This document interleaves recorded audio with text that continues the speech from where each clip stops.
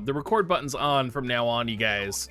So whenever you're editing your footage, this is the point that you're gonna be like, shit.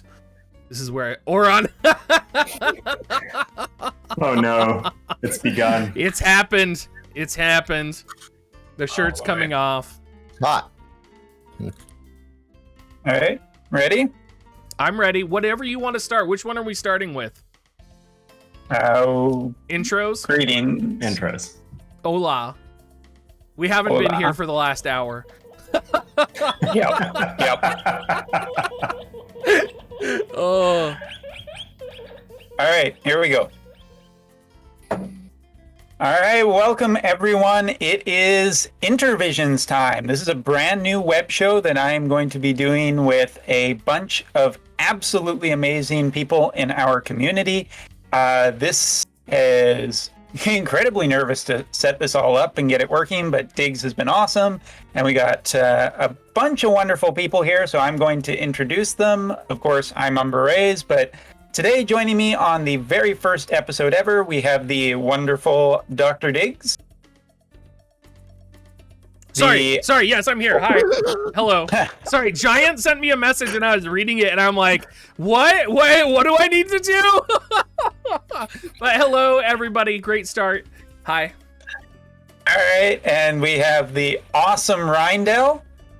Hey everybody, thanks for having me. All right, and the absolutely fantastic, amazing Jayy as well. What's up, everybody? Good to be here.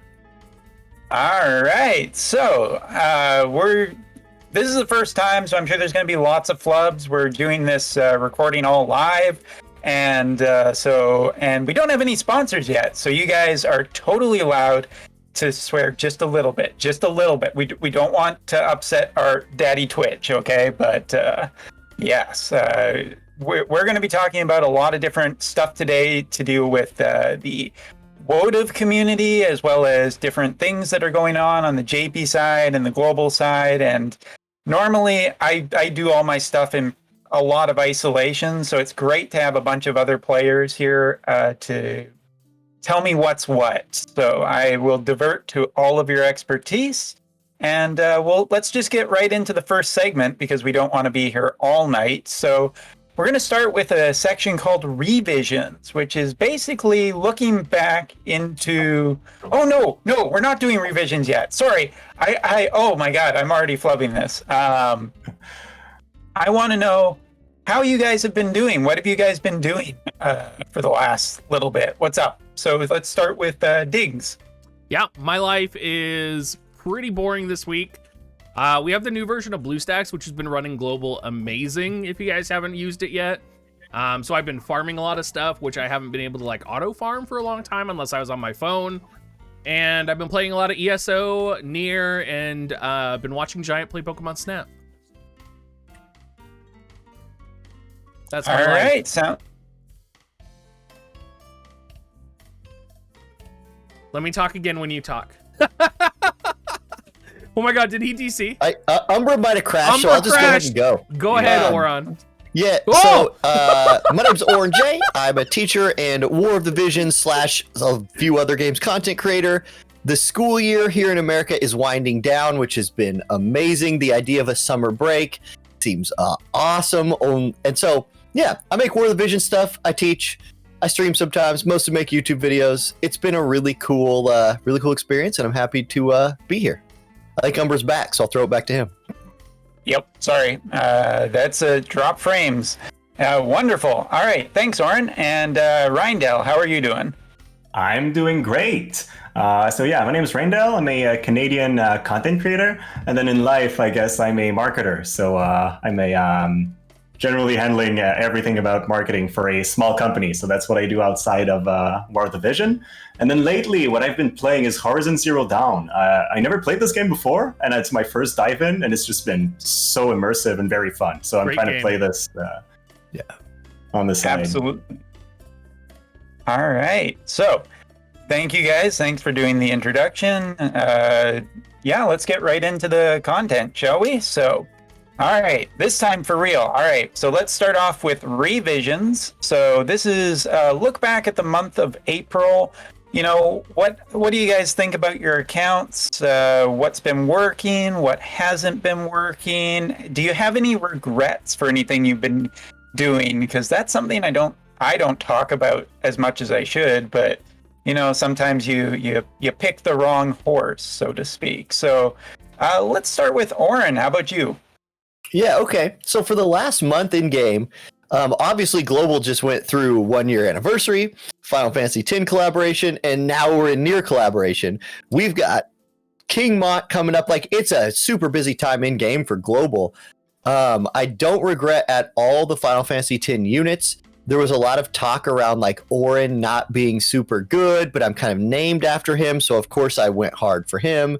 Got him, and he's been amazing. In fact, in Global, with Gilgamesh and Auronnj both getting 120 EX at the same time, like, you go into Guild Wars and you're like, oh look, it's a bunch of Gilgamesh Auronnj unit teams. And so those have all been great units to max. I've done a pretty good job holding off on maxing like some older units, although I really want to do some of them. I've saved some EX materials, which has been really nice. The mission now is like, I guess I don't know. It's all about saving. We're going to go through, what JP went through. And I know, Umbra, you've talked about it plenty, what the hell stretch, right? And Global players are starting to feel it with and we haven't got EX winter units yet, which is like, when is this happening? And then people are like, oh, summer units are coming. And I'm like, no, please, just keep those. So that's, I guess that's my account. It's my camera die. No, I'm back. You're still here. Okay. So I'm happy with my account. It's doing good. And yeah, there you go. All right, sounds good. You guys are entering what I would call the worst stretch of the game. All right, Diggs, how about you? Yeah, I think for April, the biggest thing for me was basically everything that went on. So that's Final Fantasy X, that's near, that's EX units, right? All of that kind of hit at the same time. And I'm in the process of maxing out every single unit right now, which is like a big project for me. So that has been keeping me busy grinding things I normally wouldn't grind. So focusing on like red orbs. I've been grinding elemental alchrists a lot. And I'm just finally at the spot now where I have all the job levels maxed almost on my characters. So this week should be the last time I have to farm the red orb room. And yeah, I feel like it's been a pretty good month. I feel like there's definitely a lot of stuff coming. I don't know if winter units will be coming soon. I have no idea. Same with King Mont. And I'm really hoping King Mont comes with the spring medals. That's the one thing I'm like, they could delay him like another week and a week and a half and basically just troll people who had been polling for spring medals, basically. That would be my fear. It could happen. I mean, this is Gumi. They like to make us pay. That's something with the... Well, get ready for the FF7 event, you guys. If you read the detail of the spring medals, it says all the units that are released by 5/12, which seemed a little suspicious to me. So that's what, 2 more Wednesdays? Yeah. So here's the question: if it counts for the following Wednesday or not? That's what I'm wondering, right? Like, what if it doesn't count and they release King Mont on that Wednesday? Yeah, I don't know. Something I'm thinking about.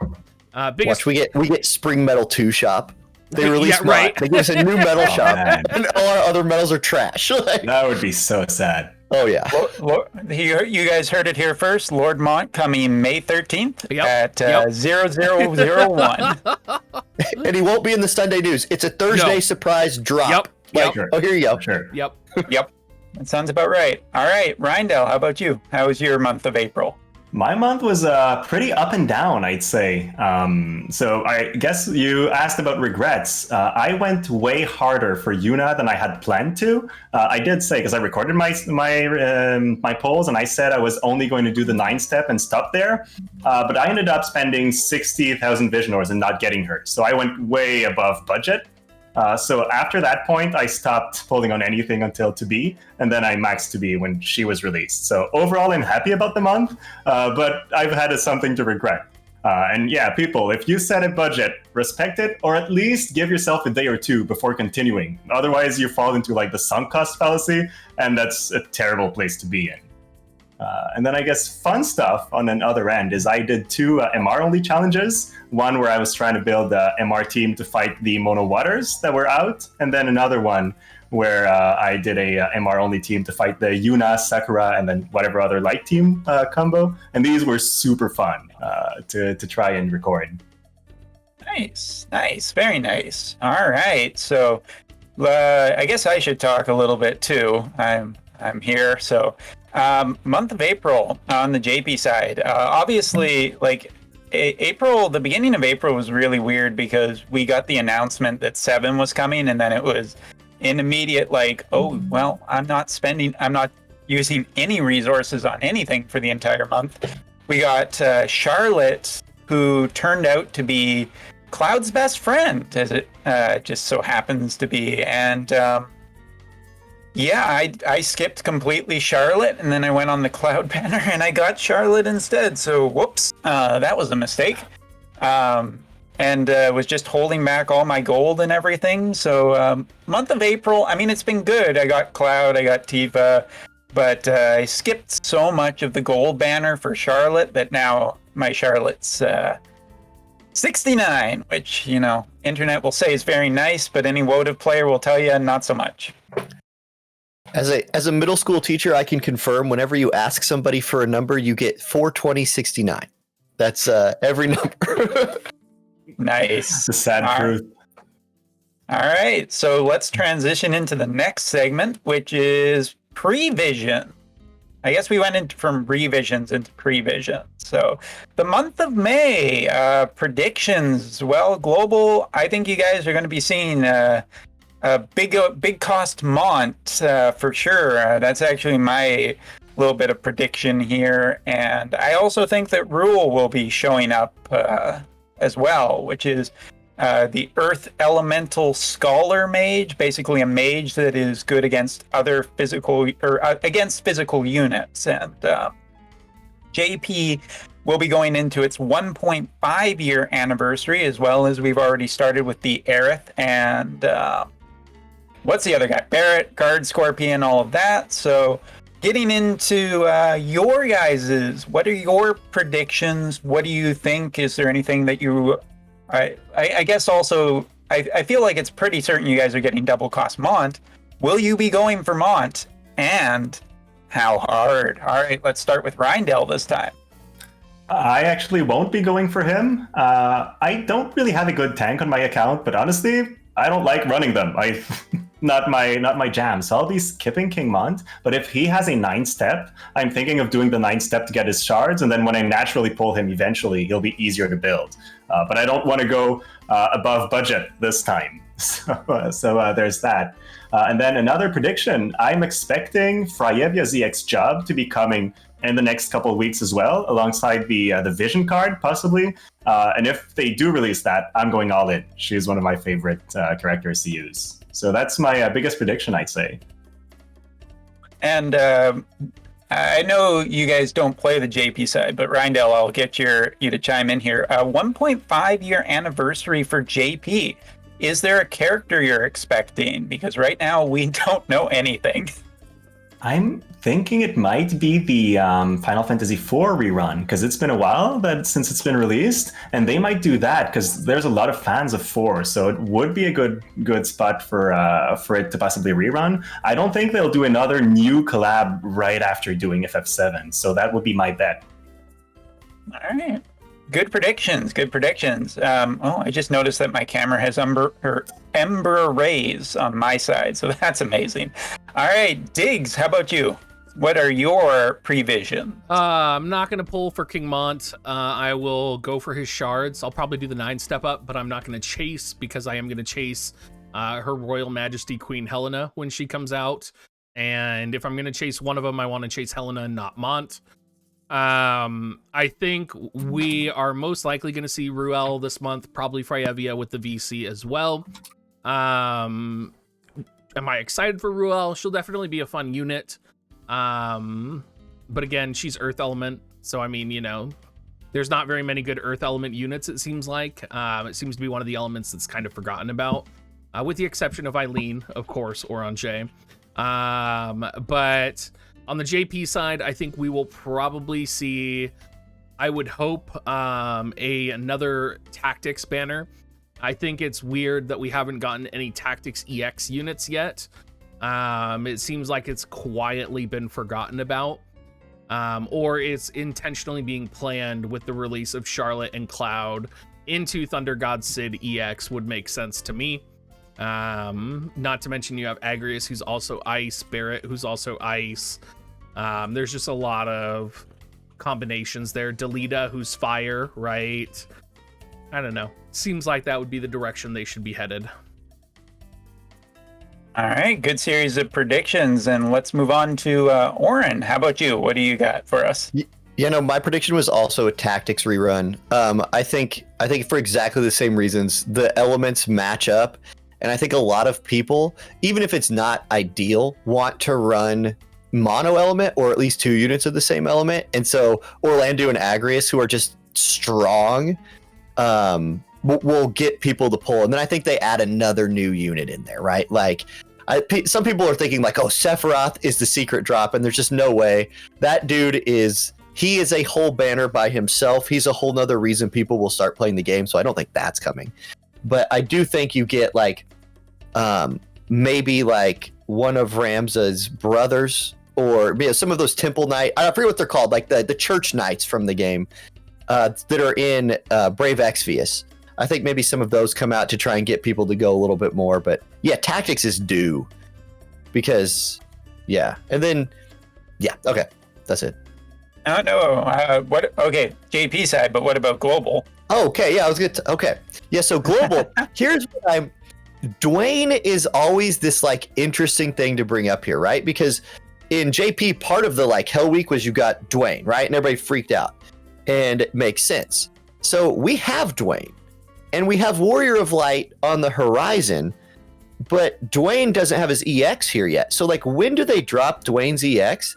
I think they wait until maybe like a little bit after King Mox. I think if they dropped it before that, people would maybe EX Dwayne and skip King Mont. So I want that to come, but I don't know when it's coming. And then Warrior of Light EX is coming soon, but I imagine that's a month away. So if I could jump on the Dwayne thing just to ask you a question, because it's something I've thought about. Do we get upset if Dwayne shards aren't normal cost when he's EX is released in JP? Nope. So you're saying because JP got normal cost Dwayne?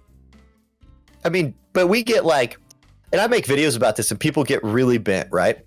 And I'm like, hey, Global gets hooked up. We get these tokens. You can go to a paid banner, get 10 guaranteed URs for 2k viz, plus 100 shards of whatever you want, even if it's double cost. Like, the value there's nuts.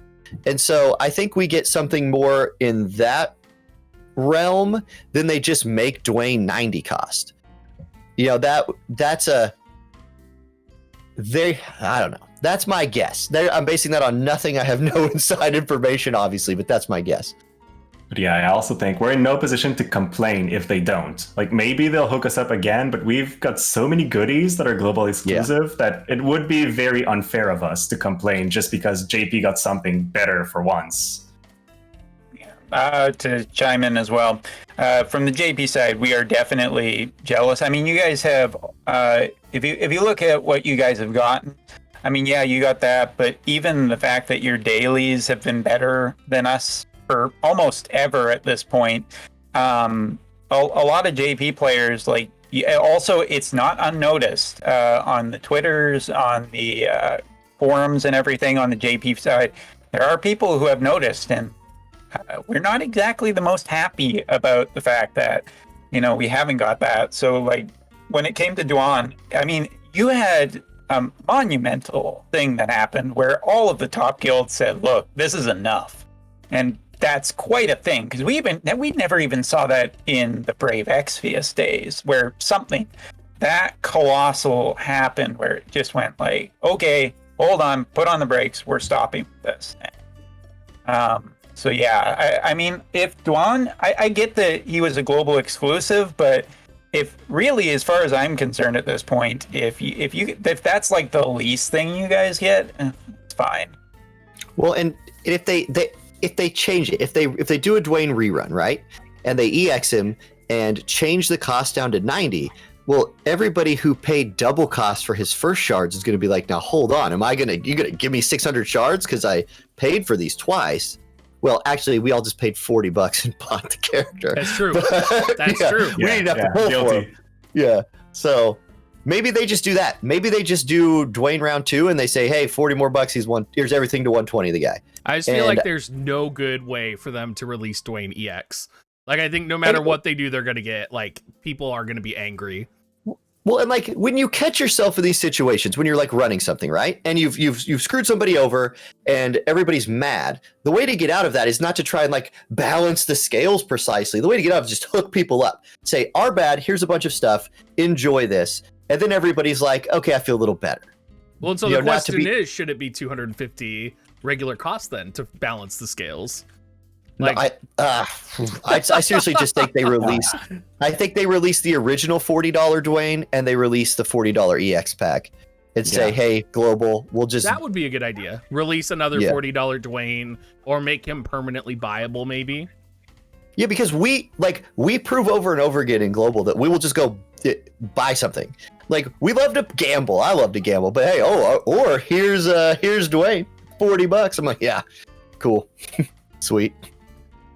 Oh, good points. I'd like to throw out one idea to you guys, which has to do with book 2. So sorry, I'm gonna give the most the most smallest of spoilers for book 2, which is the fact that I think for the 1.5 anniversary on JP, we're going to see another incredibly big main character finally enter the gacha, which is, of course, the Reindell Nation leader himself, Jaden.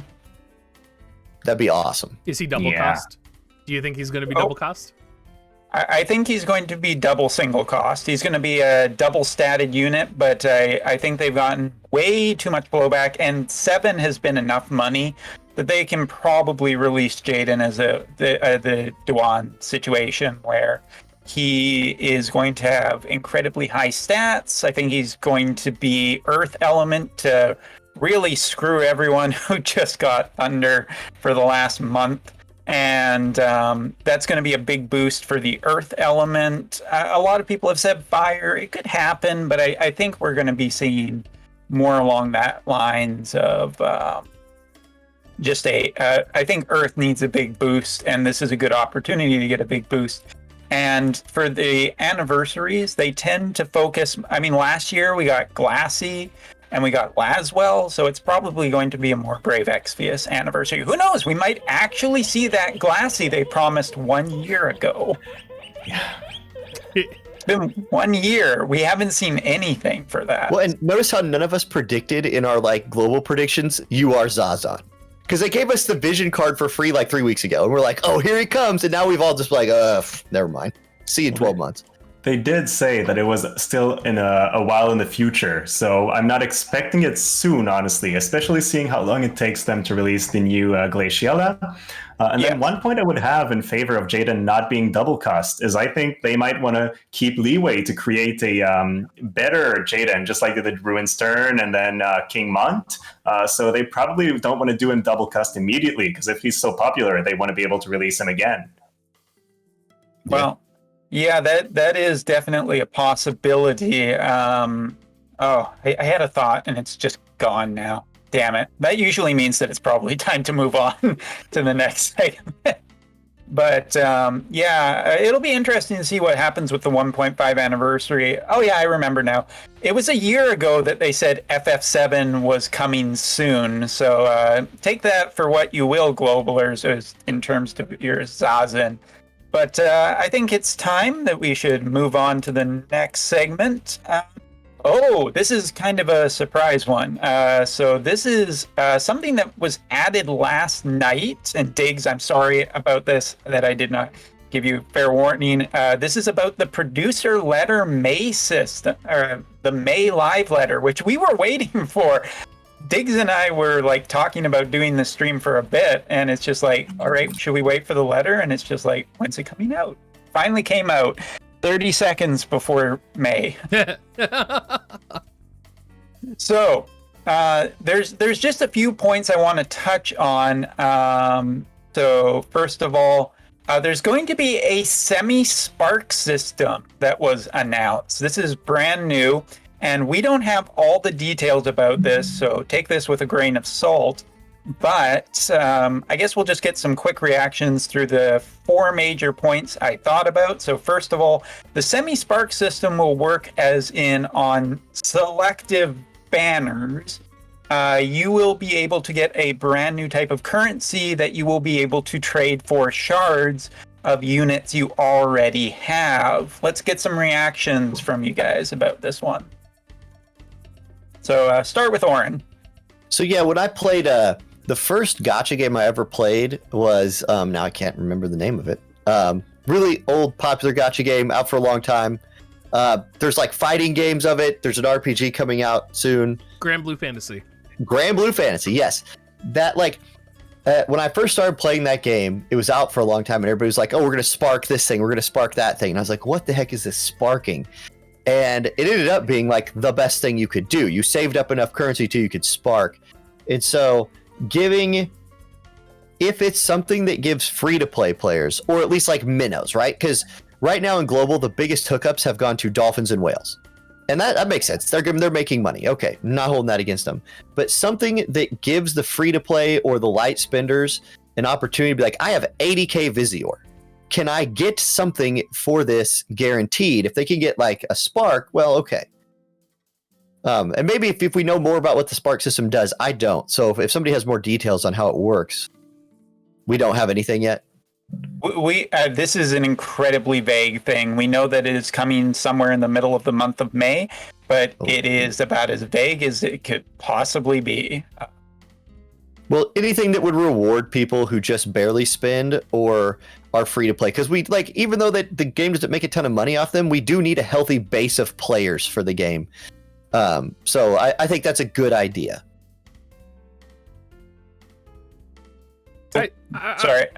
I would say it's a good idea too. Give me anything. Give me anything and I'll take it. All right. Reindell, how about you? I guess my thoughts on it would mainly be for newer players that come into the game and they don't have all the units that were released like since the beginning. It's really hard for a newer player now to decide like, I want to build Lucia, especially in JP, like it's several months ahead of us in global. So I think that if the Spark system helps people build older units that they like, that they might pull once or twice and don't want to wait months for them to be like featured eventually in a banner, I think that would be a reason for the Spark system to be a really cool thing. All right.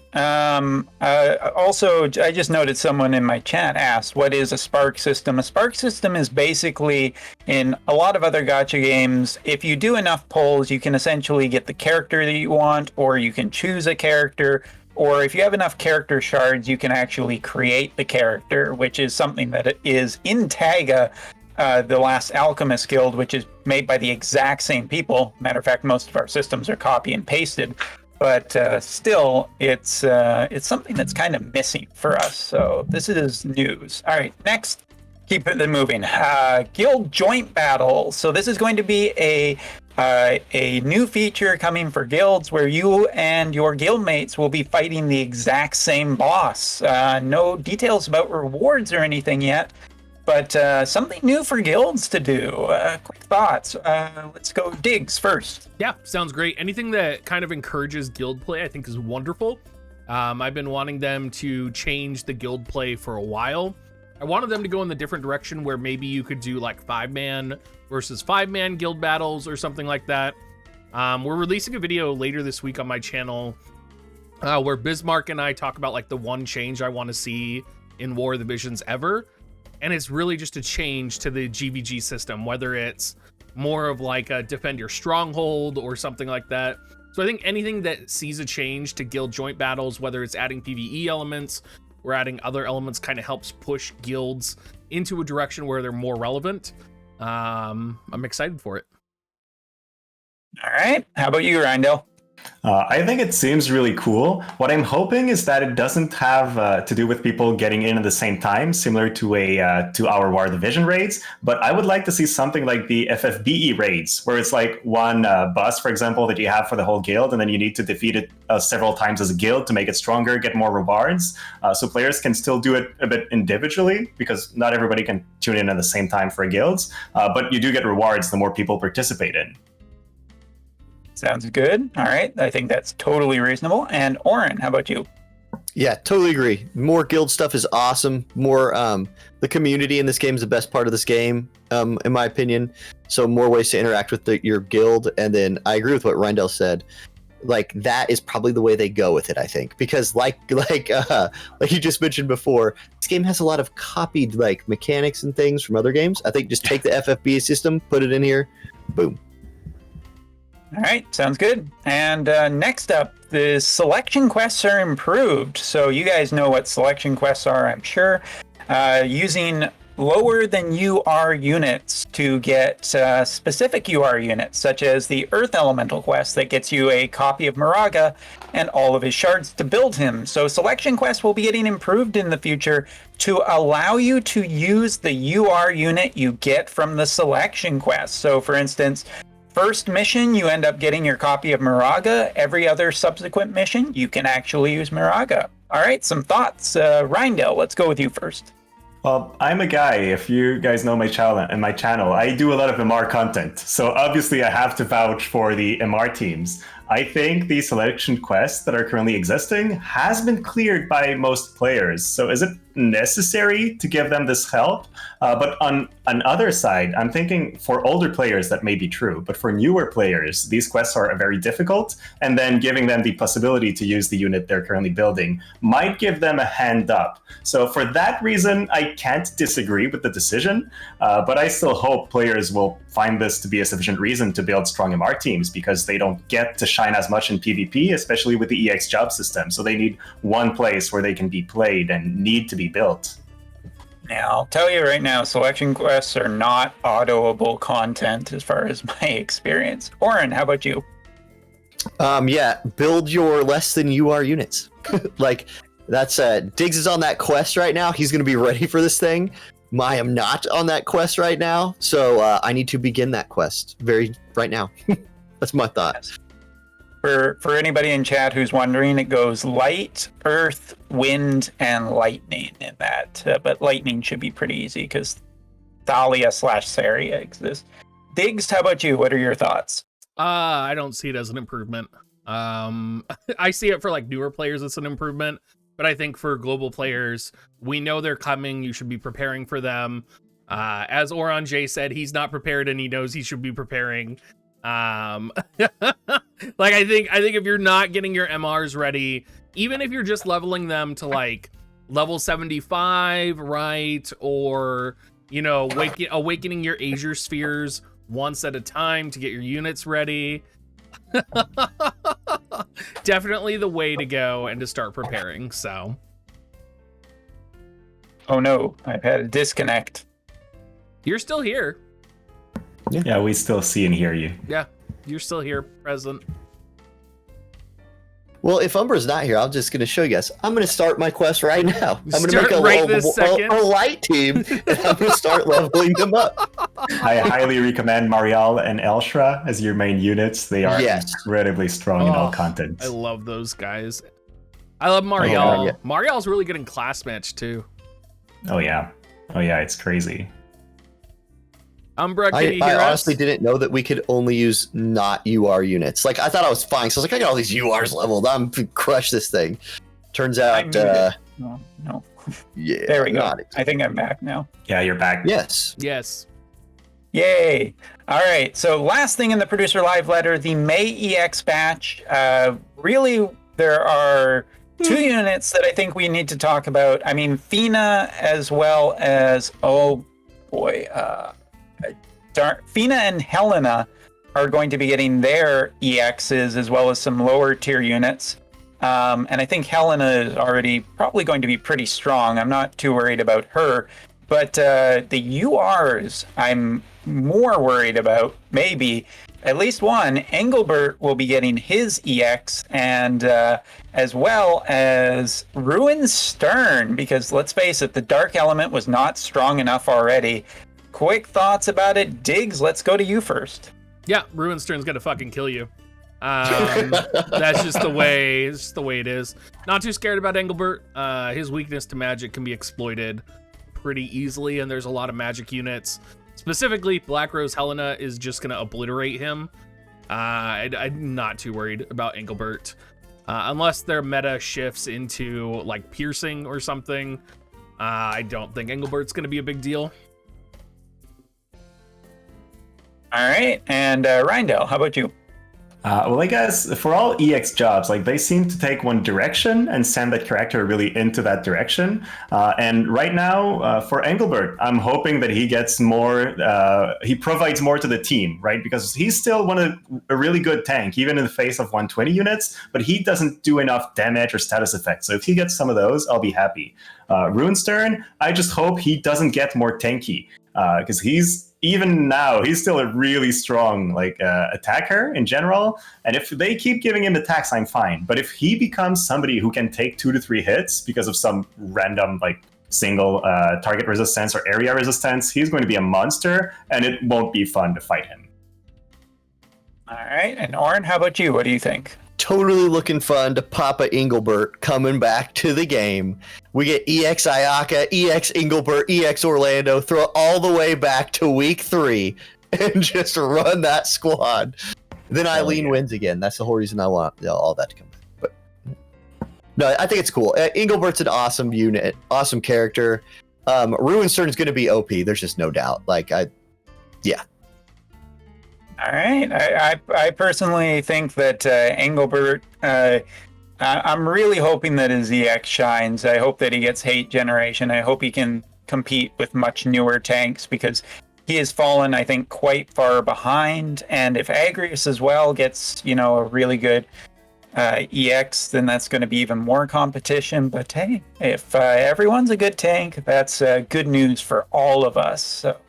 And Ruin Stern, I don't know. I don't think I need to say anything about that guy. He's probably just going to be... He's in one of the strongest elements, unless Ice, really gets in here. But hey, Frostbite is a thing. That might be the end of... Why would they wait so long to give Engelbert his EX, unless they're just going to hook it up? Well, I think that timing is important. You got to remember, Engelbert is coming right after FF7, so that could not bode necessarily well in terms if they were expecting people to have spent everything and really not have the resources. Or it could mean that they wanted to make a good EX because it will be tempting because people already have the shards for him. So, as always, Gumi is hard to predict. Definitely. All right, so that's it for the producer live letter. Let's move on to a segment I'm calling Value Coliseum, which is all right. So let's just give a little backstory. So this is going to be a recurring segment, but this month we ended up getting Rain and Laswell's EX, and I made a review about it that I got some flack for on the YouTubes, where I reviewed both of them, and I said Laswell was better than Rain between the two of them. Not in direct competition, but I thought in terms of value and who would be better for EX and spending the resources. YouTube disagreed, so now we have 3 experts here today. They have all taken a look at their kits, and this is the way this is going to work. Each of them is going to talk about what they think about both characters. They can talk a little bit between each other, and I'm going to stay mostly out of it. And at the end, each of these 3 guys is going to vote on which one they think is better, and there's your winner. And that's it. That's done for the discussion in the global community. No one gets to talk about it ever again. Yeah, that's I mean, if anybody argues with it, they just need to uninstall the game. So. Exactly. This is intervention. We'll remove them from the community. That's right. We'll just blacklist them. Just jettisoned. All right. So first off, let's start with Auronnj. Let's get your opinions on both characters and what you think. All right, so when I look at EX jobs, right, I look at two things. I'm like, they're all getting stat hookups, cool. But then I look at like their skills that were really good before, right? Like what were their best skills? What did they do? Are those getting better? And then what's their job level 25 ability?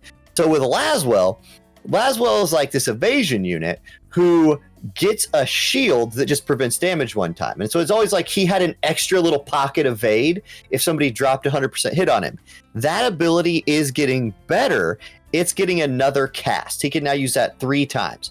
So, okay, I think that's good. Then his level 25 ability is an AoE 25% chance to blind for 3 turns to the target. That is just great for evasion Laswell, just Laswell in general. So I think he is getting stronger than Rein is. Rein is getting a move debuff and a slow essentially added to Fire Aga.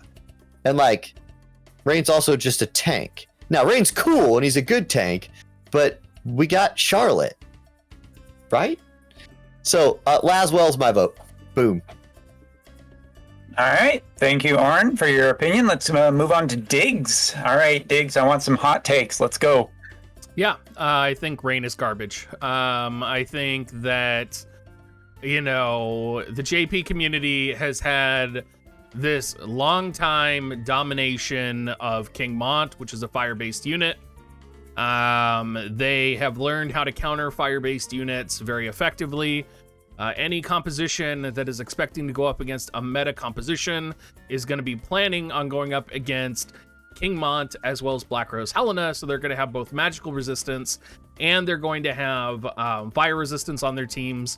You could literally make Rein probably one of the best characters in the game right now, and he would probably not be successful in comparison to Laswell because people are prepared for fire and are ready to counter fire.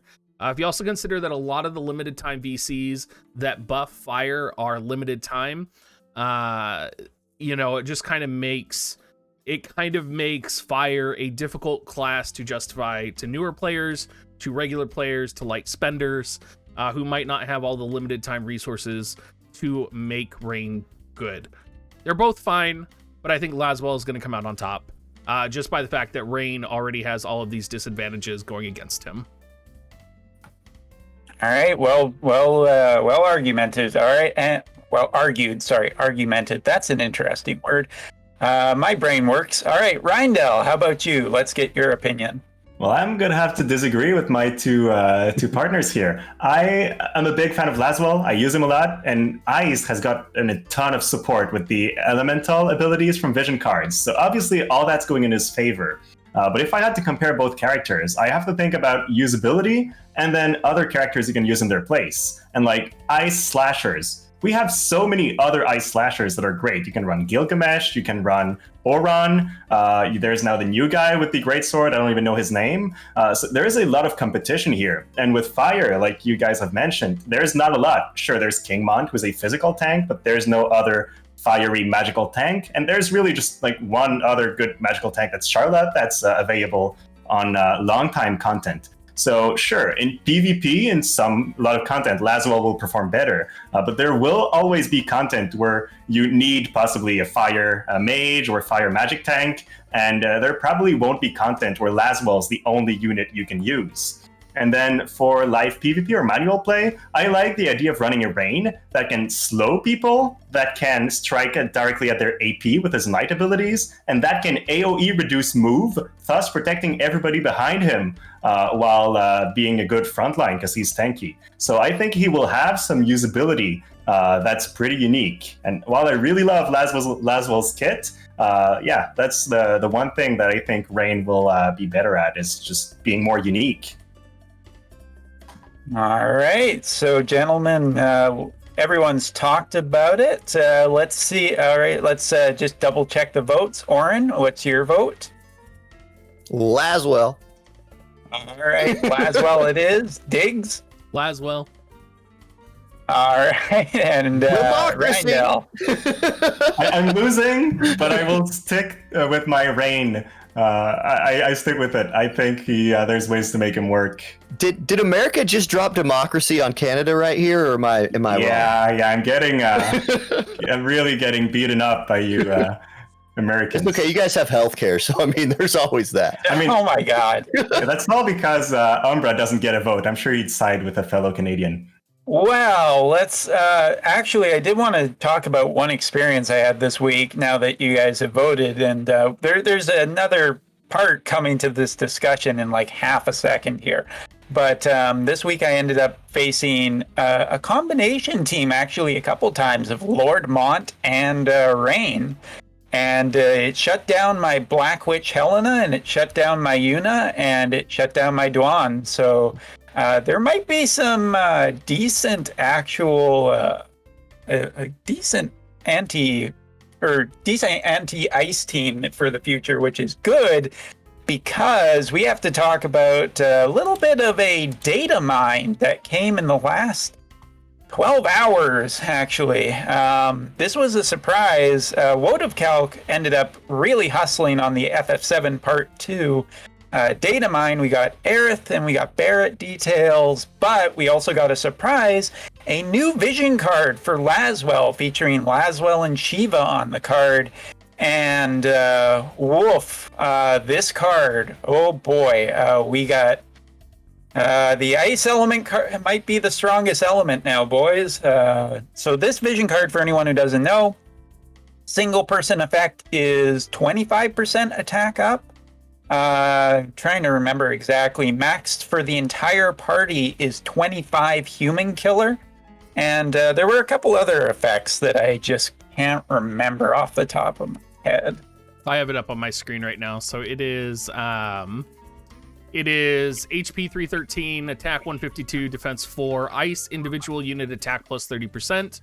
Party-wide, it is ice agility up 15%, increased acquired AP up 25%, and for ice units, they get 25 human killer. Yeah, so we basically got like a speed card with a human killer card with an attack up card. You know, all of these wonderful effects. How does this how does this make you feel about Laswell going forward? Start with Auronnj. I have a delivery I got to go grab. I'll be right back. Yeah, so I think it's pretty clear. You go Fenrir plus this card plus anything else, and like the unit wearing this card gets 75% attack. No, it's actually 30% attack. So that's an 80% attack buff for the unit wearing this card if Fenrir's in that group as well. Yeah. An important point that someone put in chat too is Global is probably going to get an exclusive buff for Laswell as well on this VC. So yeah. Laswell will also get slash resistance penetration 45. Right.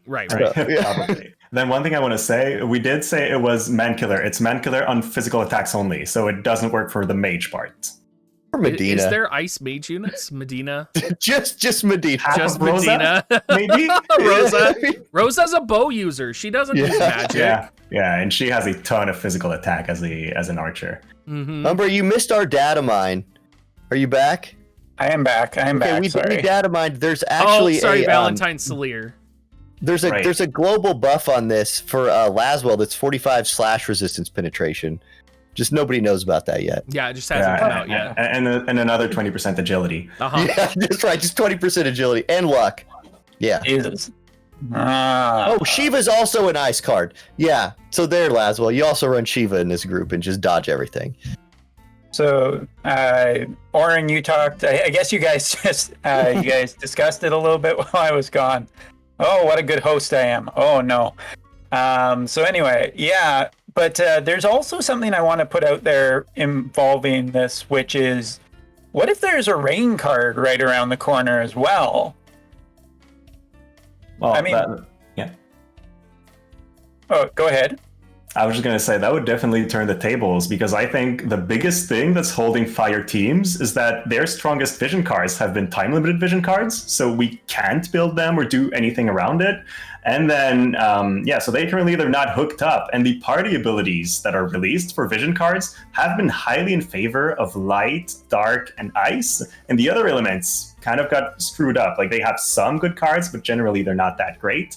So if we get a good fire card with a great party ability, that will definitely help like fire in general. And then possibly people will change their votes to rain. So, like, we're getting Phoenix, right? Which has magic resist and dex for the party. And then we're getting Mont's Vision cards, which has HP for the party and debuff resistance for the party. So, both of those are pretty bad. I mean, against ice, specifically. Like, Fire's Vision cards are trash. If you're trying to build a Fire team with Vision cards. Like, some of their best cards are MR cards, which is oof. Trash right next to aipOQ in the garbage. Poor aipOQ. Yeah, I mean, I think that the Laswell card is pretty big. We also got the news that from the FF7 event, the UR farmable piece of equipment is the Shinra Bangle, which also has Human Killer on it. So we have Human Killer on a card, we have Human Killer on a piece of equipment, we have Laswell's Katana. Laswell is, and the ice element in general is looking incredibly powerful, and I just don't know.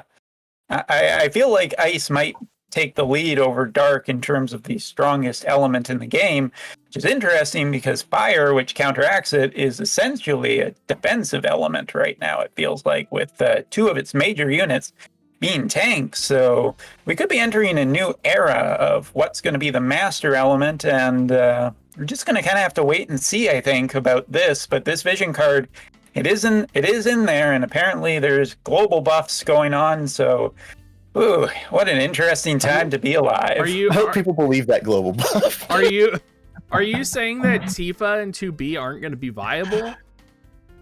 Oh, let's just get that nice. Well, keep in mind, the Shinra Bangle does have an evasion type, so Human Killer on an evasion type. Roll that dice. I think That's true. In before the next thing that comes out in JP is a fire element non-humanoid character, Red the 13th. That would be very badass. Red 13 is the secret character. You heard it here. That would first, actually be Andrew. great. Yeah, would it be awesome?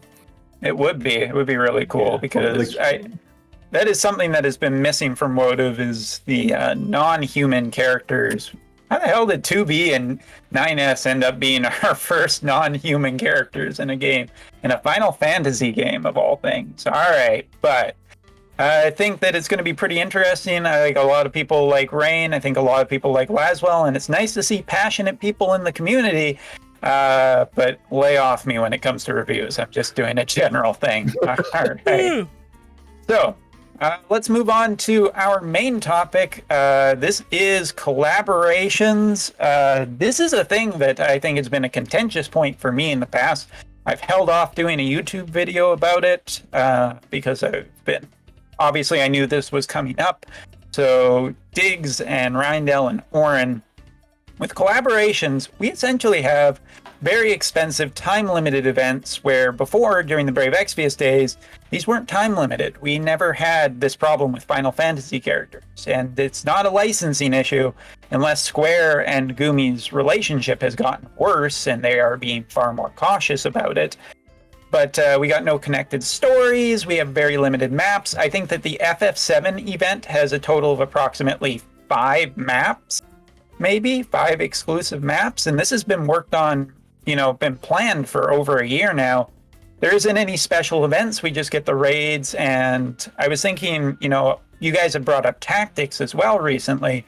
Tactics had Deep Dungeon. Tactics had a lot of stuff. There's been Porcelain Towers around other events, but really FF7's got nothing special that we're aware of, and they're over a month long now. How do you feel about collaborations, and what do you think they need to improve on? So let's start with Diggs. I'm going to go with you first.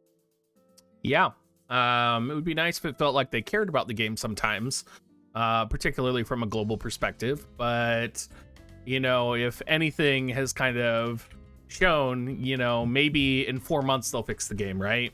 Like when the game was broken in January, they gave us, it'll be fixed in 4 months. And what happens when they fix the game is we actually find out that they're just uploading a new version of the client from JP. They didn't actually make any changes. You can tell that because they didn't include the files for Freyevia and Dwayne. So it's literally copy pasta. They just don't give a fuck and they don't care. And Gummy is just candidly, you know, a pretty terrible company, I would say, in terms of making events and making things special. And I'm surprised that Square Enix isn't holding them accountable. I've talked about this before, but you know, Square really needs to be like gun to their head. Like, what the fuck are you doing with our game? It's kind of how I feel about it.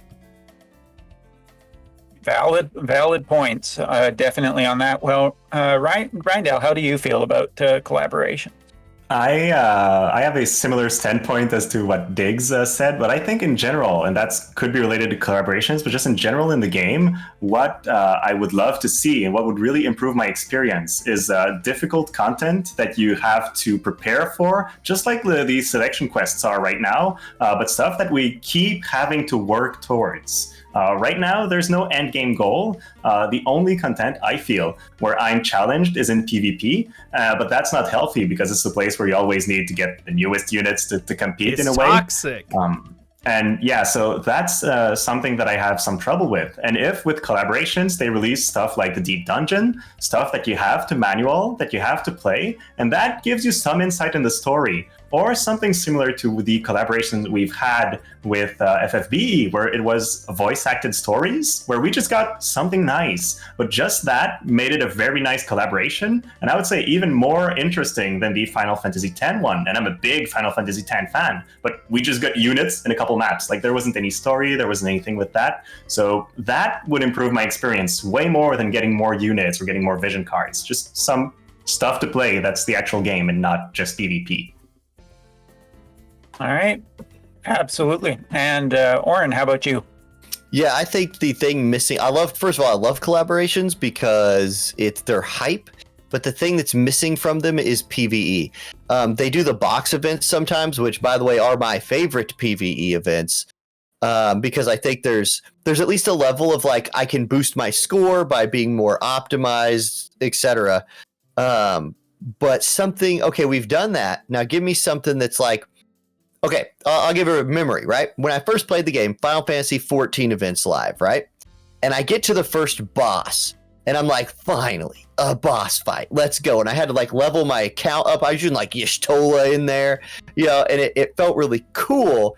Anything that could bring back that feeling in PvE would be a big win. Yeah, 100% agree. Yeah, one of the things I continually see in my chats and everything is like, how do you not do Shinra Tower as an actual thing for this? Like, actually, one of the things I've missed, and I thought about it last night, is just I really missed the Deep Dungeon because it was a different mechanic, and they spent time developing it, and it's never been used again. I mean, you could do. You could use Deep Dungeon with FF7 because, spoiler, there are underground segments in labs that do with FF7 Remake, and the Shinra Tower is one of the most iconic things. And hell, if it's really an asset problem, make it the freaking elevator. Make it like really limited space where you stop on multiple floors going up to the Shinra Tower. And it's just like, I just don't know how they've fumbled this so badly, where like the biggest addition to the FF7 collaboration thus far is the fact that the characters have voices, and this is one of those things that I realize that there are people in the community who want this. I realize that it ups the value of the character, but I feel like most of the community plays on silent. So, oh, look at that! There's got my light team farming. I'm gonna plug this in. I mean, you got me thinking about things that are excluded in the game that they already have. And like, you know, in the beginning of the game, in the tutorials, you're running missions where like you're moving your characters to positions and trees are falling, and you're moving your units to different places with different effects on the ground. You had the one battle with Gilgamesh with like fields on the ground that were dangerous. Like, all of these things are just not happening. They just don't use them, and it kind of sucks. Yeah, well, I guess if you want to talk about things that I would love to see in the game like this, I would love to see objective-based combat. That's not about killing all the enemies, but reaching said spot, surviving said number of turns, capture the flag, like take the flag back to your base. There are a lot of type of content that would make units that are bad at PvP, but would be great in these content, and it would force people to build differently and think differently about the game. That would be a good addition as well. Yeah, I see in chat someone's mentioned puzzle maps. It was one of those things also during Brave Exvius where it really shows the limited scope, either what they have for development time or whatnot, because like it's one of those things where it's like there's never been a challenge in that game of just survive X number of turns or anything like that. Like it's always do as much DPS as you can. Like there were a few times where some glimmers of ideas showed up, but I do feel that I don't think it's unfair to say that Gumi is a little bit untalented when it comes to making content. Ouronnj, we didn't get you, so what do you think? Oh, about this, yeah, shows. I think there's a lack of creativity sometimes. It's really easy to go, like, the thing with the collaboration is all the hype is generated from the nostalgia, right? And so it's simple. You're like, oh, Cloud and Tifa, and you're like, oh, baby. But then, like, okay, do something with them. PvP, Guild Wars, Arena. Which, hey, I want maybe less than everybody else on this creative bit because I like to auto the game. My favorite thing about this is I make a team and now my game is playing itself over there.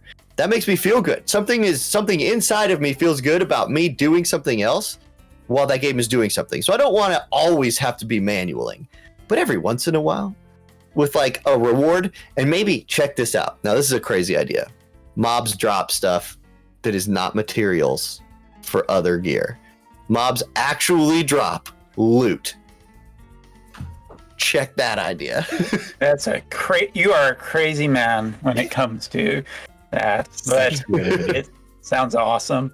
Yeah, I mean, I'm just so shocked that given all the time they put into making these assets, that they can't even do even the littlest bit of story. Like, how nice. Here's something. You globalers have this experience. I don't, so I need to defer to you. You guys had the Brave Exvius event, last month? Yeah. So there was story there. I mean, I don't think it was too much. Sorry. You guys had that connectedness between the two games. It's just so weird for that to be missing, to spend all these time on this assets and getting the licensing, even if it is, I'm sure they still have to do the lawyer stuff with Square for using FF7R remake content. And it's just like, why can't you just have even the smallest bit of cutscenes where, Cloud tells Mont that he's just an idiot and he's with the wrong woman and he should be with Glassy. And it's just like, how do you miss that opportunity? But Cloud's lightning. He's going to kill Glaciella. Dang, Cloud. It's just so weird. You railed it so. Sorry, I ruined the mood. I did as you said, Darren. I said what I thought and then I apologized. Hey, that's how you do it, man. Don't even apologize for that one. That was nailed it. Oh man. No, I agree though. I think you're exactly right. Like, just something. Game design, I think, is the word we're looking for here. Game anything. Yeah, I mean, collaborations are expensive parts, and they definitely they bring in money. So, put that money back into the game.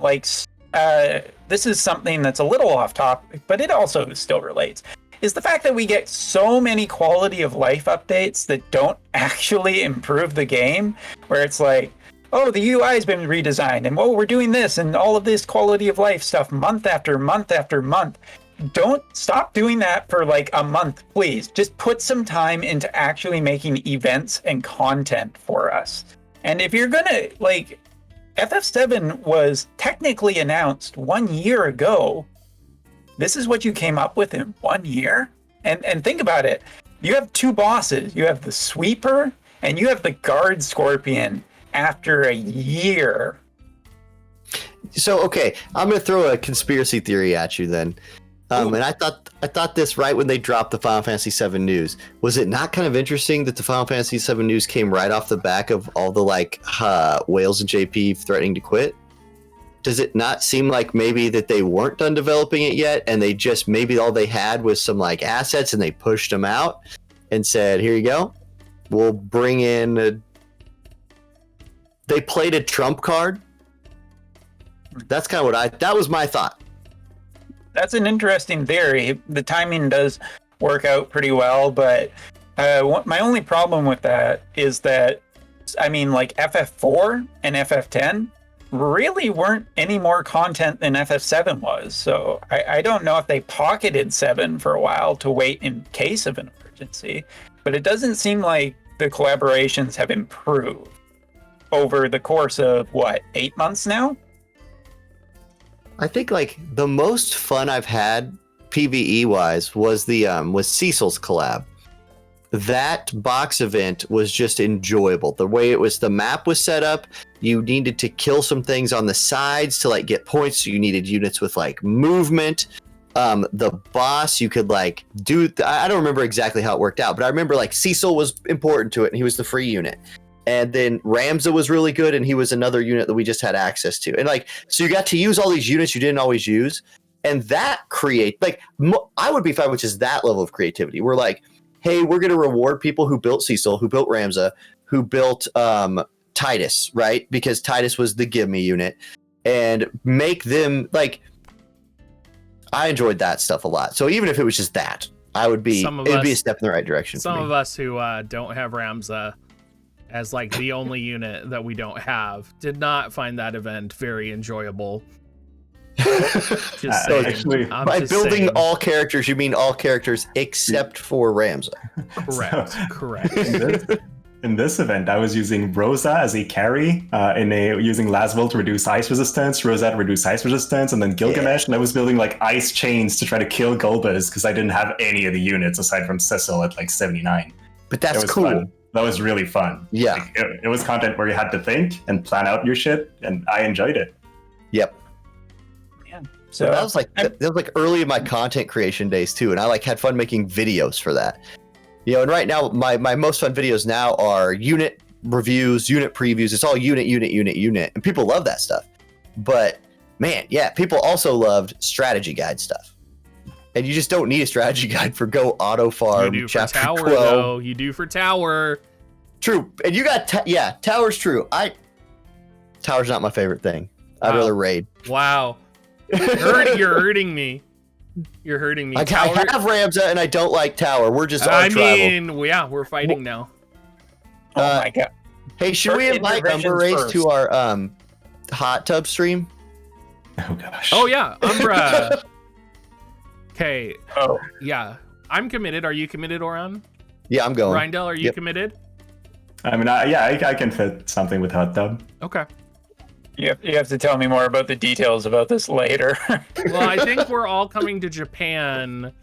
Yes. And we're going to do the 2-year anniversary stream for Global from an onsen in Japan with you. Is the plan. If you don't invite me, I'll be okay. Yeah. Will you get a hold of Cabbage and bring Cabbage over too? I don't have direct contact with Cabbage. Cabbage is the other JP player, and he comments on my videos every so often, and I think he's a good guy and everything. I like that he and I disagree on stuff. He is a champion of Whisper and Uldoa and all the characters that I kind of passed up on, and it's just people are how can you be against our Lord and Savior Whisper? And it's come on, guys, I only have so many resources. I think there would be nothing better for bonding than a whole bunch of naked men in an onsen streaming. I think that would just be incredible. Nothing better for our Twitch accounts than 5 naked dudes on stream. It's okay. We only stream on Diggs. He's the only one who gets banned, and we all profit from it. Yep, there you go. So chat says do it. Yeah. So yeah, collaborations. I think a lot of people. It's interesting hearing you guys say this because Gumi should be watching this. That's right. First Intervisions and Gumi should be watching this because collaborations are a major part of this, and very clearly there are a lot of feelings in the community that it needs to be way better than what it currently is. And I don't think that there's a disagreement on that, but I do think that there is potential because I have heard from these guys that there is stuff you guys like and there is stuff you guys want to see in this. Like, obviously we care, otherwise we wouldn't be doing this, but it's really, really nice to hear your guys' opinion on this. Personally, I think collaborations need to just be way better in the future. And what the hell happened? Like, what happened to Deep Dungeon? How is that completely vanished for over a year now? Like, you had the content programmed. I assume you could have done something with it. Am I right? So, Deep Dungeon was the one where you just had to have Frederica or you were trash. What? I don't remember it being that bad. What am I thinking of? You're thinking of the tower, I think, Tower the first 30. tower. Tower floor 30 with Siren. Yeah. No, what's the one where you was all height? It was like you were on height 27 and you had to work your way down this tower and you just would just stand there because there was massive corpses. That was in front the of you. second tower, I think, like floor 27 or 26. I hated that. Whatever that was. That might have been tower because I don't remember. Dungeon was the one with you leave the crystals up and everything gets bright and you can see the enemies. Oh, okay, yes. There was a mechanic that involved the map and crystals. Wow. Yeah. Yeah, that was it. And it was in the Tactics Part 2 event and it hasn't shown up ever since. It's just so weird that content is gone now because it's just like, that was an idea. Continue with that. Where are porcelain towers? Can't be that hard. You know what else I really liked, and I wonder if this is what the guild battle thing is going to be. In Grand Blue Fantasy, you fought bosses in like PvE guild battle stuff, where it's like you scored points and you just murdered this boss as much as you could, and you were against another guild, and so it was PvE guild battles, which was really cool. And even like as a new player, at least I was like, well, I can at least score as many points as I can, and even if so that way, because like right now, if you're new and you go against somebody who's playing this game for 13 months in PvE, you will get smashed. Like their vision cards are 99, their espers are 99, and they have a 120 unit, you're dead. But if it's a collaborative thing against a boss, you can be like, look, I can beat the level 55, and at least my points count for something, except, giving the other team 3 stars.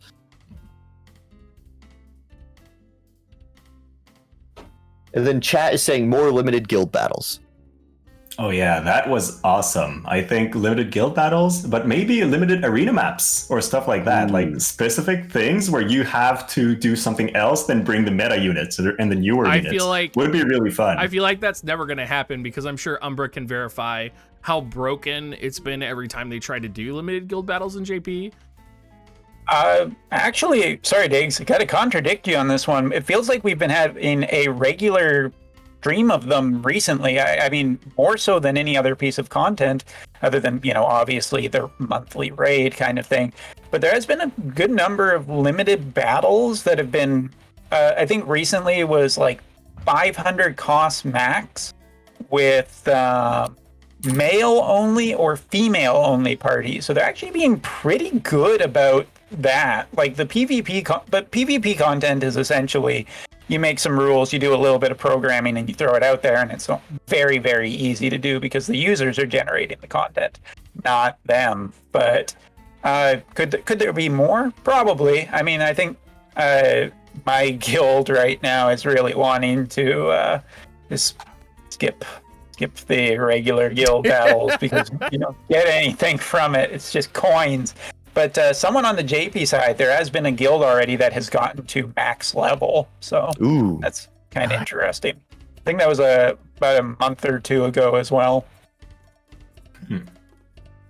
So, all right. So that's it for the collaboration talk. I want to thank you guys for going in on that conversation with me. There's probably a better way to say that, but that's what my brain chose to say. I'm always ready to go in, Umbra.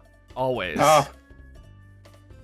Just saying. Kinky. Just saying. All right. So, this was supposed to be the viewer question segment of the show, which, because of timing and arranging, I haven't actually had any viewer questions on my YouTube yet. Diggs, is there any questions that you can get in your chat? Twitch chat, ask us questions right now. Go. I will read them off for them. Give them a second. They got that. They got that 5-second delay.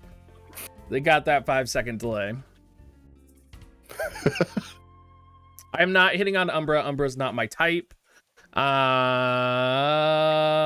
girlfriend would be very unhappy if someone else was hitting on me. So I'm not allowed. I've already been told I'm not allowed to be hit on by anyone. That's an impossibility. Umbra and Reindell, what are your guys' favorite units? Do you want to go, Umbra? You first, Reindell. Okay, my favorite unit in terms of it depends if you go the gameplay design aspect or the unit like personality and all. But let's talk about gameplay, and that would be Alim. I think she's a super cool unit. She can be evadey. She can be built for some sort of magic tankiness. She has 3 different types of damage, and she's an MR unit. What's not to love? Nice. Lower tier. I mean, so personally, like, not favorite unit from a usability point, but from a like Lorila is like my favorite girl in the game. I think she was done dirty by the story. I'm not going to get over that anytime soon. But I love her design. She's like very traditional Japanese archer, and she's so in contrary to whoever is designing characters in WoTV and has a thigh fetish. Auronnj, you actually just gave the WoTV creator too much pleasure because you showed off your thigh on screen, and now, oh my god. But in terms of like my favorite character for usability, I gotta go with Eldyra, or Eldyra. I call her Eldyra. She's just been the bestest farmer Everest for the longest period of time, longer than Black Witch Helena. I mean, I think her design's great, but I mean, she is just the backbone of a lot of farm teams for me. So that's who I got to go with. Here, I got a question. Can we? Are you guys ready for a question from the stream? Sure. Yeah, go. Okay. If you had to pick one game that was not a Final Fantasy game to collaborate with War of the Visions, what game are you picking? This is the easiest question ever for me. Persona 5. Ooh, yes, good one. The characters are iconic. The style is amazing. It would be neat to see those characters and what their kits would be in this game. But more than anything, I just want to see Square Enix collaborate with like one of the other most popular RPGs of the last little year and just be like, hey, look, you guys can be friends sometimes. I would pick Golden Sun from the Game Boy Advance era. Those were great RPGs, and these units would be so badass in a War of the Vision style, I think. I'm going Legend of Dragoon all the way. I think that just fits. Like, you just do all of them. You pick your favorite, or like you do a selection thing where you put all the Dragoons in the game and you just get to pick one, and that's the only one you get. And you have to like level them up. I think that'd be super fun. Yeah. Diggs, how about you? You know, I don't really have one in particular that I love. But I'll go with chat. I think I have to say Chrono Cross. Like, I feel like that's like the go-to must-have. Yeah, I'll stick with Chrono Cross for now. The literal legal impossibility based on what we know about that game is forever limbo. That is like GoldenEye, where it's like too many people own the code and none of them are ever really going to cooperate. And fans, get on that one. When WoTV dies, let's make some characters for the fan version of it. It would be cool to get some anime collaborations too. Yeah. Oh yeah. How much you want to bet we're going to see, since Square Enix owns it, Full Metal Alchemist? Oh, okay. 100%. That would be great. Yep. They're doing that in... No, they're not. Never mind. I lied. They already did it in Brave Exvius, so it's a complete possibility. And we're getting Lara Croft. How has no one mentioned the grandness of Lara Croft yet? I'm surprised that you're not excited for that, Auronnj, since that means Explorer Eileen might be coming. Hey, if it's Explorer Eileen, it's my favorite collab in the game. So I will sell my house, whatever I got to do. Like I would immediately like that's the first thing I thought when I saw that was we're gonna get Explorer Eileen. Maybe Olive will make an appearance. I can see. We so probably just get double gunner wind unit for Croft. No Eileen. That would be another non-human unit, wouldn't it? I have no idea. Well, she's a goddess, so. No, you said Olive. Olive the other reindeer, right? Wait, no, Olive. Olive Oh from my, it was a FFBE. Christmas joke. It was a Christmas joke. Only Okay. people with Rams that got Okay. that joke. You guys are getting winter units. You guys should be in the Christmas mood, right? Your EX is probably right around the corner. We'll I see. hope so. We'll see. I'm still. I've been saving. Yeah, I've been saving my EX materials for those for a while now. I really hope they do come out. I'm still claiming justice because people gave me such a hard time when the EX units or when the regular Christmas units came out, and they're like, "Diggs, why are you saying not to pull for them? The EX is right around the corner." Fuck you, everybody that said that and said I was wrong. I am glad your sorry asses have had to wait and that I was right. Just saying. You know? I'm just saying. I love the controversy. I mean, that's how we get the show trending, is just being like, oh my God, can you believe what Diggs said to someone? Yeah, look at those Americans downvoting the Canadians' opinions. That's the best line you can put on. Oof. Wow. That's okay. Reindell, we'll just have an all Canadian intervisions one day, and then it's just like, where are the Americans? I don't know. They didn't show up for this one. All right, but do we want to take one more question, or do we have one more? Yeah, I got a good question for you guys. Okay. Oh my gosh, this is a long question from Zent.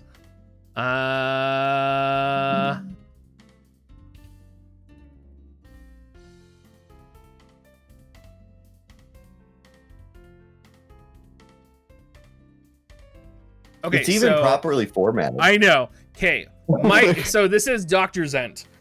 My question would be, if your guys' opinion, how can the community actually change or at least impact gummy decision making in regards to features or future plans for the game besides telling people to stop spending money? It feels like besides when the top guild decided to boycott Dwayne and JP, everything else feels like we are completely powerless, which is understandable, but I just wanted to see what you guys thought about it. So are we completely powerless at changing the course of this game? No. So how would you suggest to somebody that they can change this game? Well, oh, go ahead. I mean, I'm going to start with the obvious example. JP did it already. JP did it in a big way. JP literally smacked them down. It took a massive commitment from the community, but there's no way in heck that we don't have influence, and we really have to tell them. We do have to influence them. I think our community needs to be more organized, whether that's through shows or content creators or anything like that. But JP got it done. We fought against the dual cost scourge that was happening every single month, and it worked. It took them literally a few minutes to change over the stuff. It's just they can do it, and we can make them. And honestly, I think Global needs to get in touch. There needs to be I hate to say this, but a union between the top guilds. Not even like whatever, you're competitive, but work together. You guys can greatly influence what is done, because you are the money makers and you owe it to the community, because let me tell you, the game's not going to survive just on you guys. It needs to have enough people. Otherwise, it's a very small, sad little group. Yeah, I mean, and I know the question said besides money, but like that is our negotiating tool, is money. We are customers. And so what I know, like, and it said like content creators on there, right? Well, I know if I started playing a different game, that would influence. Like if I started maining whatever another game was when it came out, or Cat Creator 99, and I just started playing with cats on stream. You're like, what can we do? Well, what do we need to do? I guess like I think it's what Umbra said. We could decide on something and then pursue that goal. And so, for example, with community events, I think would be a big thing. And I run a community event every week. I've talked with some people, and those people have said, hey, if you could have something already going and show community support for that thing, and then talk to the official channels, well, the official channels might be willing to do something with you, but they need to see what Umbra was saying, that like that there is more than you just bitching about it, right? And so we'll see. Like, I'm gonna see if something comes out of what I'm doing, and if it is, great.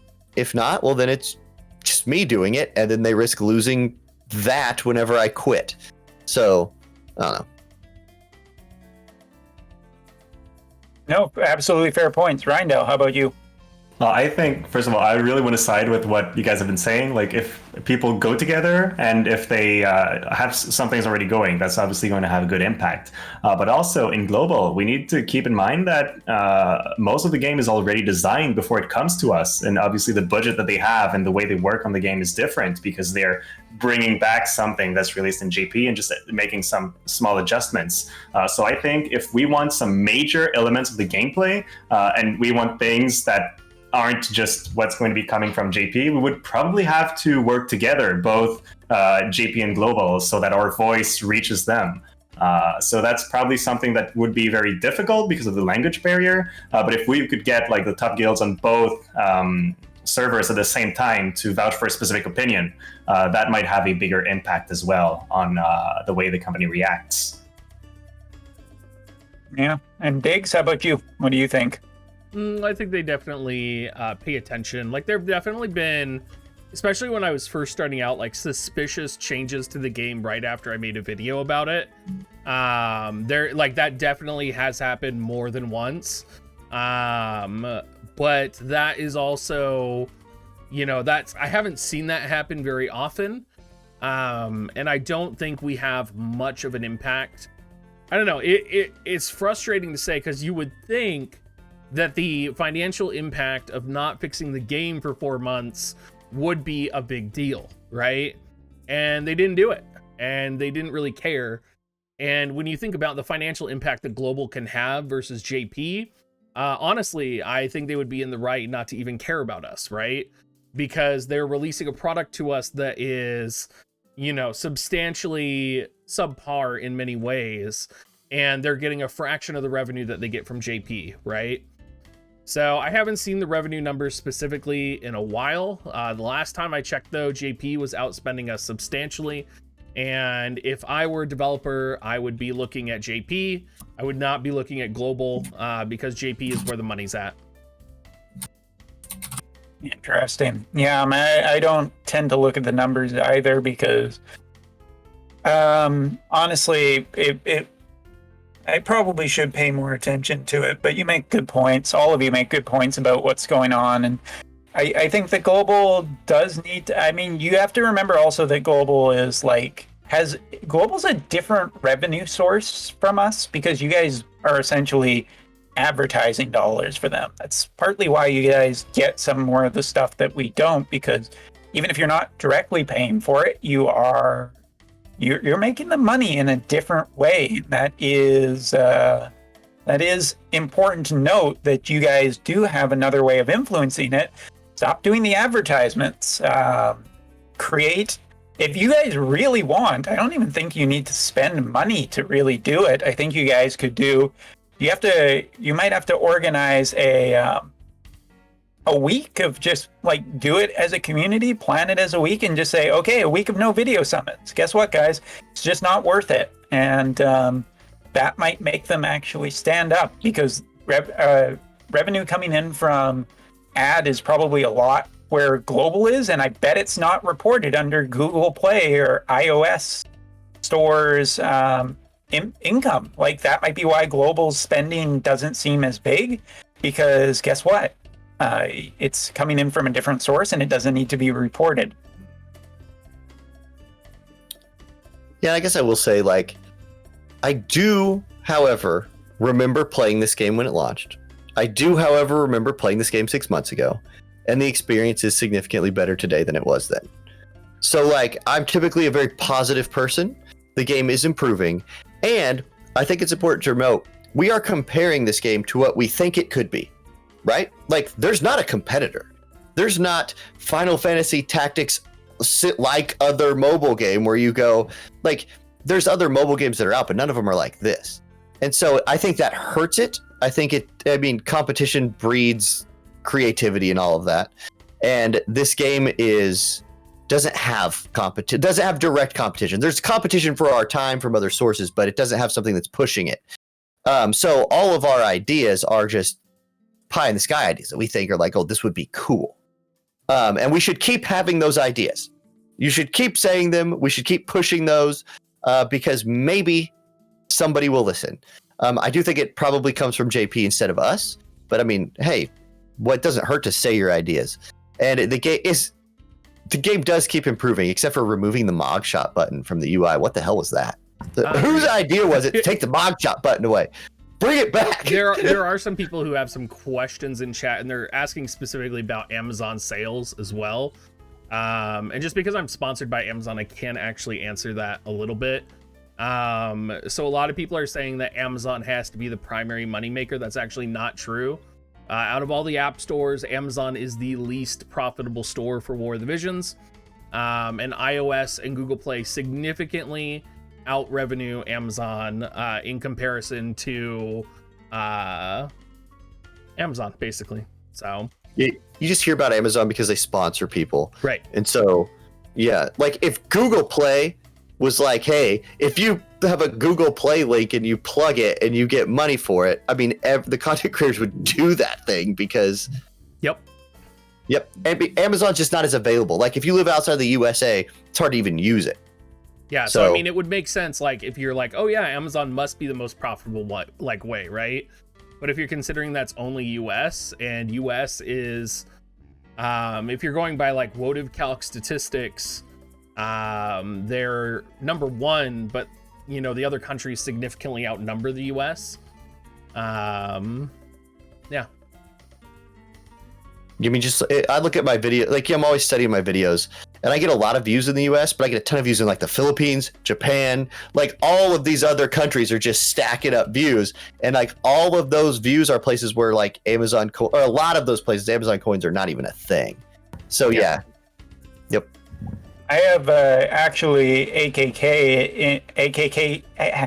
Keto in my chat who does some of the videos about revenue, global and JP, and he makes a point of just being like, even if global is not necessarily making the most money, it is still worth running. You have to remember that Square Enix is a company that has a lot of pride in itself.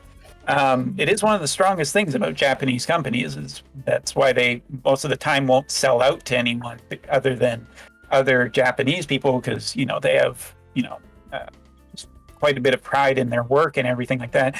And Final Fantasy is this higher tier thing, and maybe that's an avenue towards global and whatnot. Like the more hits it takes, the more Square Enix notices in terms of like a pride aspect, because this is a pretty big game if you think about it, because they're getting all these voice actors, there's all this story, these 3D elements and everything like that. This is supposed to be a flagship Final Fantasy title from like Gumi, and the more its image hurts, the more they might take notice. So sometimes the avenue isn't money that you want to go for, and you want to hit the pride, right in the pride.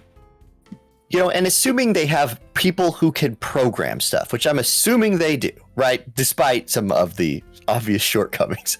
It takes one person in head of a content development team that could implement all this. Somebody who's like, here's an idea, do this thing, and they make their people do it.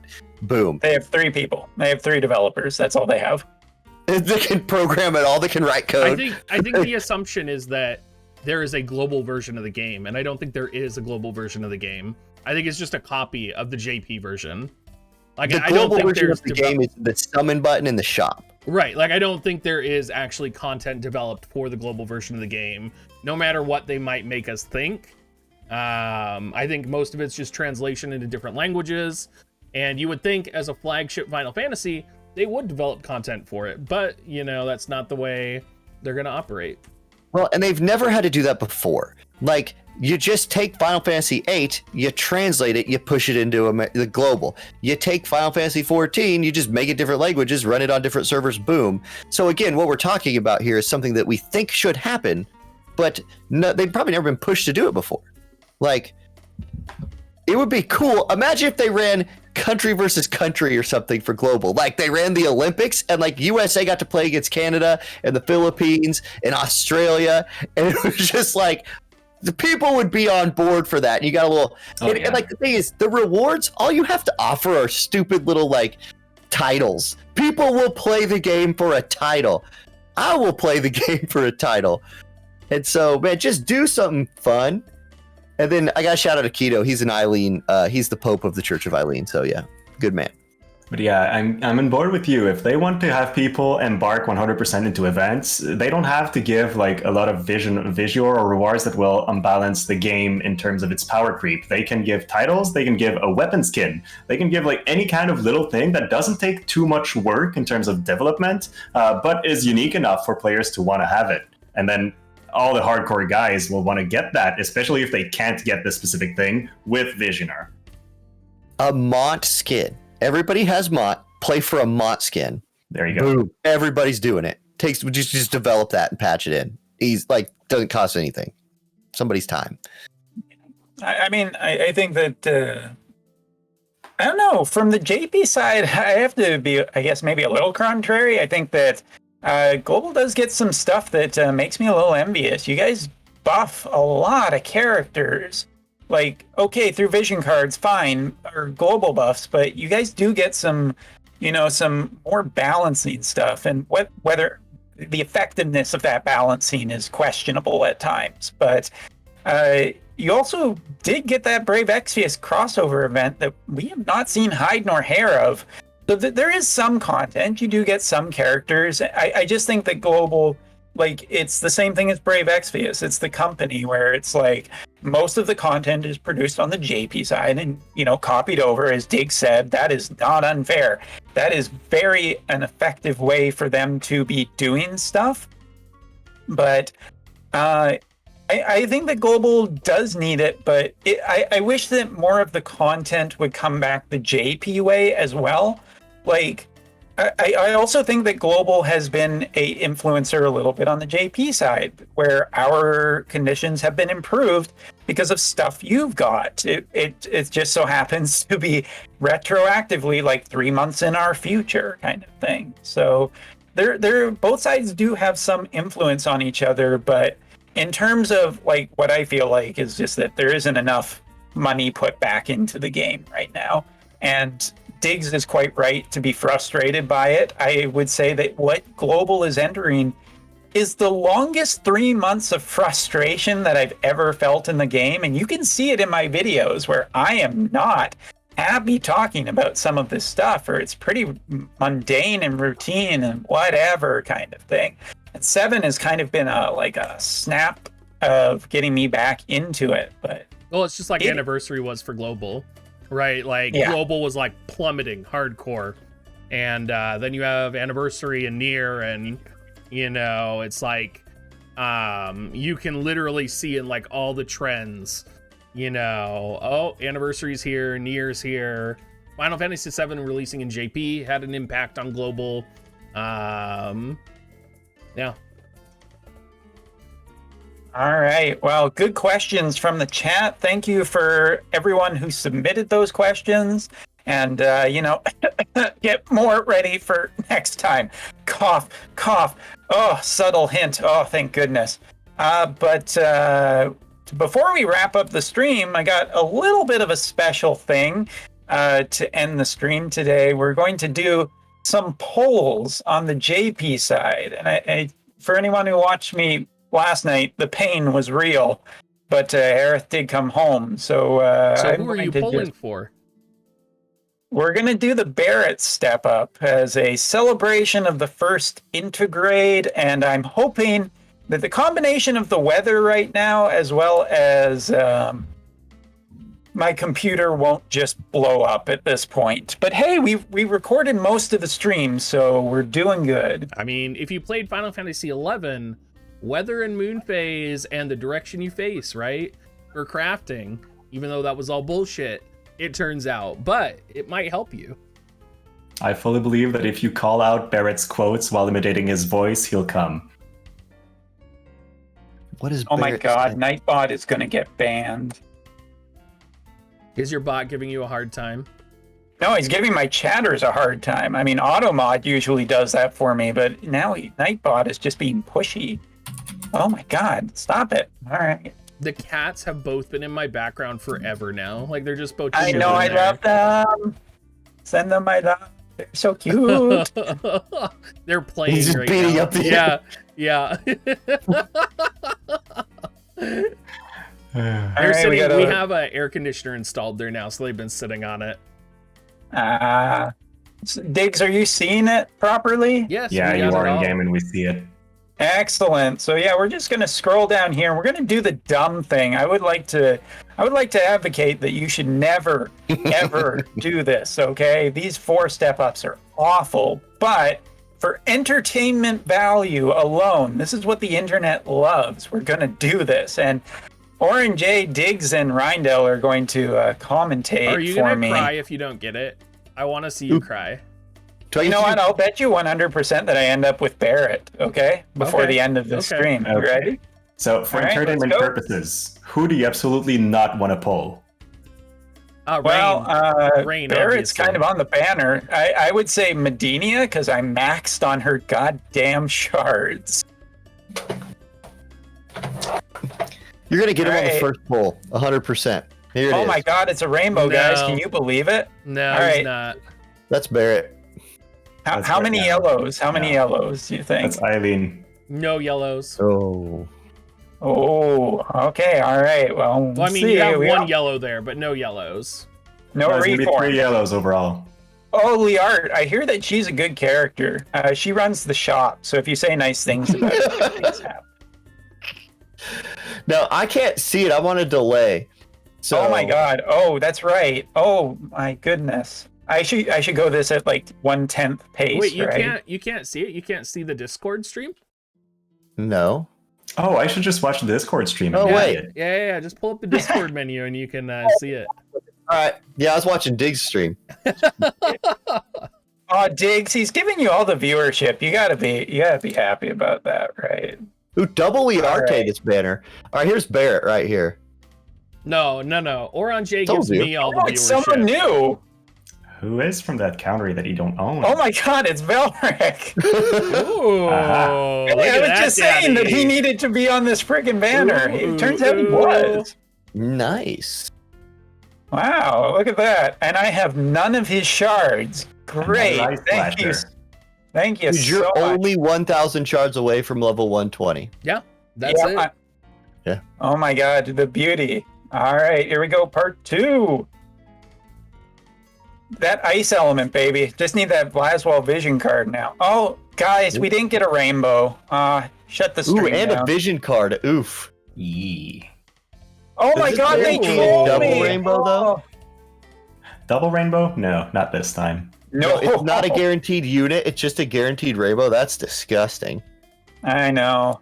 Let me tell If you, I this think was Rainbow global, you'd Vision already have cards- 200 coins. Rainbow Vision cards are the worst thing ever in this game. Well, Yep. it depends. Like for a newer account, Rainbow Vision cards are a huge power up. But when you're at a stage where your vision cards are almost all maxed, it's usually not much value. No. Oh, we got a reform. Oh, thank goodness. Oh, that was. Oh, those all blue ones actually hurt my soul. Oh my god, it's Twin Dragon. I'm surprised you don't have that maxed. Pretty sure he Yeah, I'm not does. very good with vision cards. It's not maxed? Oh It no, is. it is Oh, it maxed is now. It just maxed, Diggs. It just. Oh my god, hold on. I'm proud of you.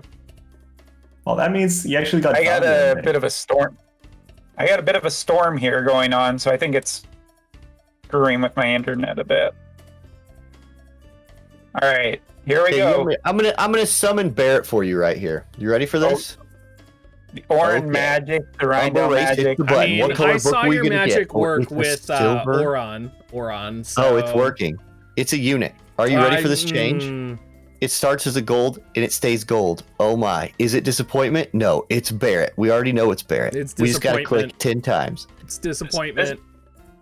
I don't trust these banners. Way better with other people doing this for me. Is very much disappointment.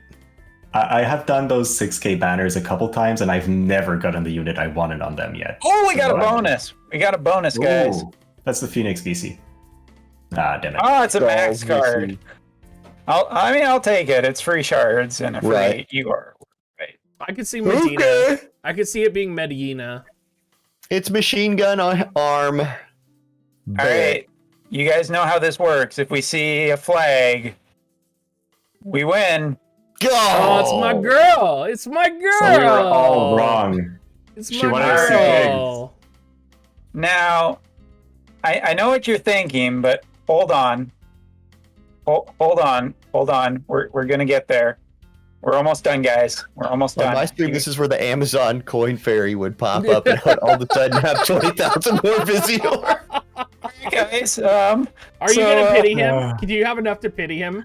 You do. You remember how? Remember to sub. Yeah. Really subs will help me feel better. Oh, here it is. Let's watch that I beautiful told you man. were gonna get Barrett. Let's watch that at beautiful it. man Barrett. down the aisle. Oh, isn't that amazing? Wow. Does it not show the video? Easy.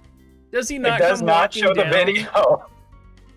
No, it doesn't show the video. But hey, we did it. We got Barrett. Congratulations. Yeah. That's all of the 7 characters. And can I say one thing about the artwork for those characters? It's so great. Yeah. Yes. The concept arts, wow. Yep. That's where they're spending all their money is on artists. I mean, can't maybe doubt not that since they just had a much. Fryevia VC competition. Yeah, they're Just did an entry. you guys. Somebody draw just like a freaking stick figure with like send it in. By the way, this is what a developed Barrett looks like in terms of stats. This is new. I didn't even get to show this off on stream last night. So he's got a lot of defense. Yeah, that ain't bad. 6K. 1,000 attack. Wait, is that your slow. Barrett? No, this is a friend unit. Gumi Barrett. This is. And this dude's wearing Auronnj. trash gear too. Like, or he's wearing his TMR. Well, his TMR So, like, gives his defense- 500 HP. Yeah, but the defense would go. Like, I don't know. I'd rather have defense or something. It doesn't stack well with the bracers. Yeah, so that's Barrett, and we'll just jump over really quickly and show off an Aerith. This is again friend unit because obviously not 120'd. But here's Aerith's stats, so you can take a. Oh, look at kinda that bravery and faith. Ooh. Yeah, Oh, someone wow. did their homework. Yeah.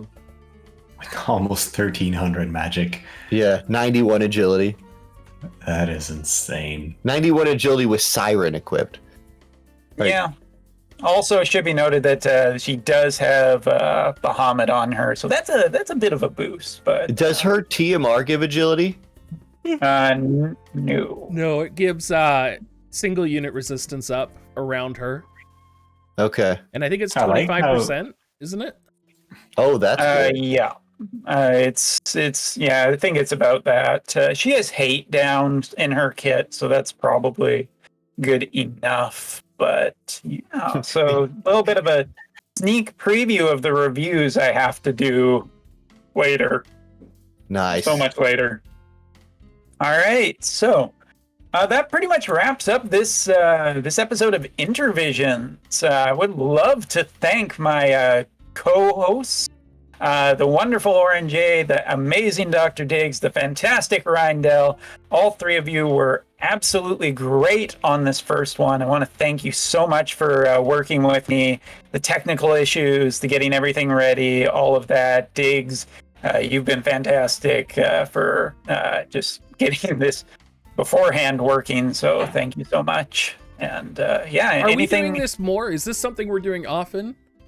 Is this like once a month? Are we planning? Like, do we have any ideas? Well, once a month was the theoretical plan, but it could end up being a bi-monthly thing if you think there's enough content that we can do. I want to get like rotating people from the community, and although Auronnj, Reindell, Diggs, I want you all back. I want you all back for sure. But I know that there were some. I'm getting kicked off, guys. Oh. You've been voted out. It hurts. Extinguish it. Bring your torch over. No, wait, that's like Survivors. That's 2000. I love Survivor. No, there's Modern Survivor. Don't worry. Oh my God, it's still going. I don't have TV. Oh, it's anymore. good. It's legit. So yeah, I will say thank you so much for making this and inviting us, first of all. And yeah, if you do want me back eventually, I'll come for sure. It was a blast. Absolutely. So wait, before we go, closeouts. Auronnj, you have the mic for about like 30 seconds. Anything you want to say, go for it. Plug yourself as much as you want. Oh, sweet. Okay, first of all, really cool to do a collaboration with a JP YouTuber. First one I've done with those. So big shout out to Umbra for bringing the global JP together.